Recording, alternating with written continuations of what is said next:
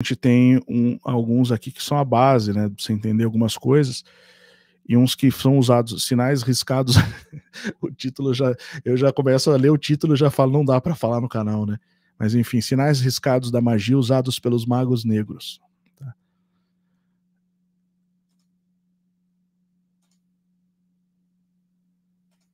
Vamos ver um pedaço. Olá pessoal, eu quero dar sequência aqui em mais uma aula do curso Mistérios Não Ditos, que agora é o Metafísica, Mistérios Não Ditos, né? E hoje nós vamos entender um pouco da lógica, do funcionamento da chamada magia de Umbanda e Quimbanda. Não vamos aprender, evidentemente, a praticar esse tipo de magia porque não é o nosso objetivo. O nosso objetivo é entender a lógica, como funciona e por que as pessoas que praticam esse tipo de magia as praticam. Talvez você já tenha ouvido falar na expressão pintou o 7 ou pintando o 7. Ele vem justamente desse tipo de sinais, que são os sinais riscados. Você pode ver um 7 pintado, né? Que são as chamadas chaves que os praticantes dessa magia utilizam para invocar as suas entidades. As entidades que eles querem invocar. Esse é um livro de W.W. da Mata e Silva, também conhecido como Mestre Iapacani.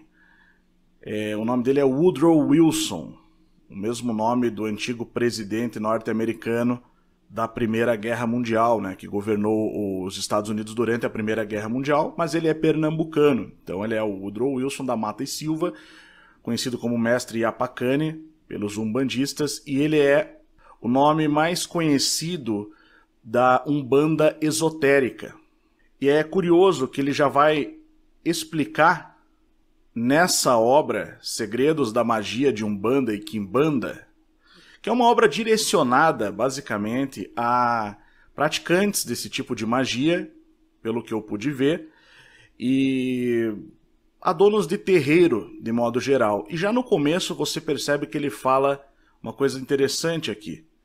Os ensinamentos aqui deixados fazem parte da magia ou da tradição mágica verdadeira, cujos segredos estão nas páginas de Cabala ária ou nórdica. Detalhe na introdução e que são inerentes à corrente astral de Umbanda. Essa Cabala teria sido, segundo ele, ocultada desde o famoso cisma de Irshu. Essa palavra Irshu é o que vai dar origem ao termo Exu, ocorrido na Índia há 5.500 anos mais ou menos. Todavia, a sua duplicidade existe no astral e é de livre acesso às nossas entidades espirituais. E ele também vai alegar que essa cabala nórdica, que ele chama de cabala ária, é a cabala verdadeira. Ele diz aqui, portanto nós, iniciados umbandista, em questões de magia não levamos muito em conta o que se diz nessa outra cabala que foi empurrada para o ocidente, deturpada, falsificada e da qual o ocultismo ocidental está cheio, saturado, isto é, seguindo as águas turvas de uma corrente que não veio diretamente da fonte original. Ao fazer uma referência a essa cabala ária ou nórdica, são duas coisas, né? Os arianos que habitavam o norte da Índia, a região do Irã, a palavra Irã vem de área, e aqui do lado nórdica, né? Você está falando de dois tipos diferentes de magia, mas que ele mescla aqui no seu trabalho, e o trabalho em si, ele vai estar repleto de conselhos ali para donos de terreiros, praticantes de magia, invocadores ali das entidades. Tá? Então ele vai falar sobre Umbanda e Quimbanda. E aí ele vai misturar com vários conceitos orientais, especialmente da Índia, né? Como por exemplo o karma. Aqui na página 11, ele diz que a cabala verdadeira do conhecimento dos magos egípcios era designada como ária ou nórdica. Essa é que continha os segredos de tudo, enfim, as fórmulas corretas, os conhecimentos aplicáveis, etc. E aí ele vai repetir a questão do cisma de Irshu. O que seria esse cisma de Irshu? Aqui eu entrei num site umbandista, né? Então fala da entidade Exu. Sempre há uma intenção, uma tendência de, digamos assim, passar um pano para o conceito do que é o Exu, para dizer que não é um demônio, não é uma entidade maligna, né? Enfim, mas o que eles afirmam é o seguinte, que Exu é o mesmo que uma palavra que foi incorporada e adotada na mística religiosa daquele povo para identificar uma divindade menor que encarnava ou representava as facções que lidavam com o mal. A origem dos termos Exu vem do vocabulário Irshu do idioma Zend, palavra que passou a representar para vários povos a dissolução do princípio espiritual puro que regia esses povos na antiguidade, incluindo, ou inclusive, a gente da raça negra. Então, basicamente, ele fala assim, né, que é uma dissolução de um princípio espiritual puro, ou seja, uma corrupção do que é puro. Tem essa história que é dita, é preciso entender o conceito das entidades. Entidades são arquétipos, são modelos que são repetidos por outros seres demoníacos, por outros seres em processos de vida espiritual, de vivência espiritual, que seguem uma certa linha, um certo líder, que faz parte de uma hierarquia. Como você tem as hierarquias celestes, existem também outras hierarquias, as hierarquias inferiores, inclusive do mundo inferior, do mundo subterrâneo, e não apenas do mundo subterrâneo, mas que também habitam neste cosmos, que é aquilo que eu chamo de imanente metafísico. Eu faço uma distinção entre imanente e transcendente. Então, o transcendente é aquilo que vem de fora desse cosmos e que tem o fim de levar alguém para fora desse cosmos. É, de fato, o conceito cristão de Deus. Deus está fora, Cristo vem, entra nesse mundo com a finalidade de nos levar para a eternidade, para a vida eterna, para fora desse cosmos, para estarmos além desse cosmos. Percebe?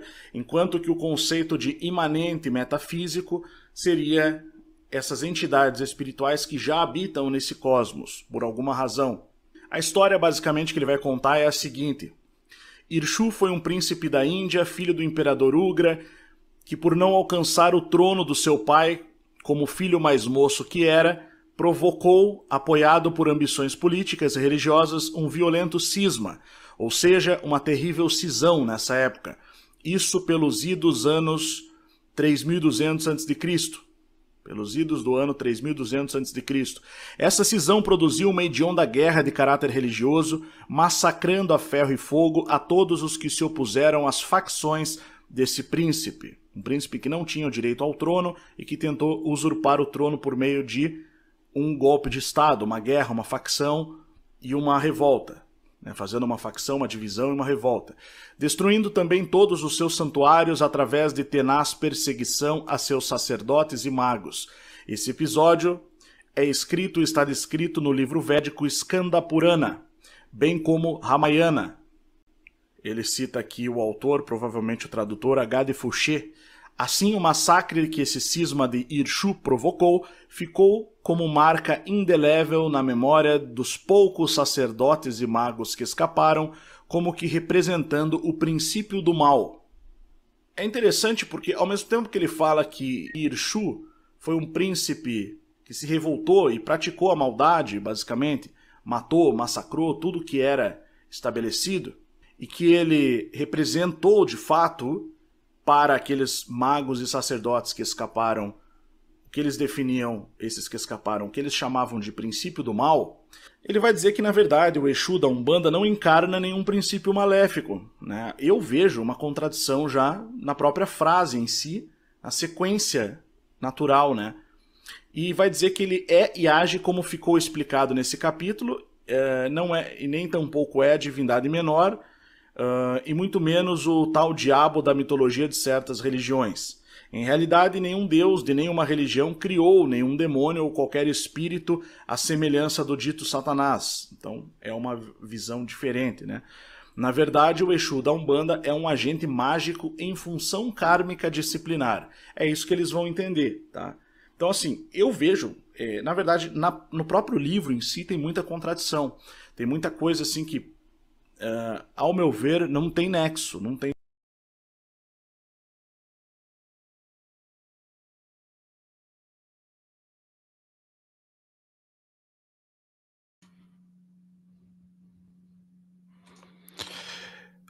Bom, então, para a gente concluir aqui essa questão, eu acho que eu poderia acrescentar dizendo o seguinte, né, que esses seres, no caso, aí a gente entra na questão de um ser humano em processo de transformação e de mudança, e de um ser que, na verdade, não viveu somente uma experiência humana, ele tem uma natureza de uma era diferente, né? Como que um anjo que caiu, basicamente, ou os antigos deuses, vamos falar assim, e eles também encontram-se ali. Quando ele fala em processo kármico disciplinar, ele está querendo dizer que era um ser que fez as coisas erradas no passado, ou um grupo de seres, e está em processo de autocorreção.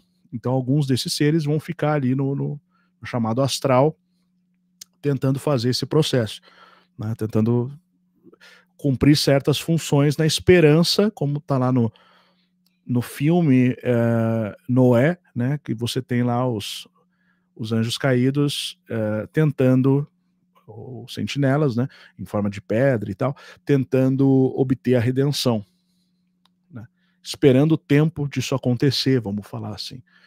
Alguém perguntou aqui no chat, só para concluir, né, onde está a prisão dos anjos caídos, né, qual seria a visão correta quanto a isso.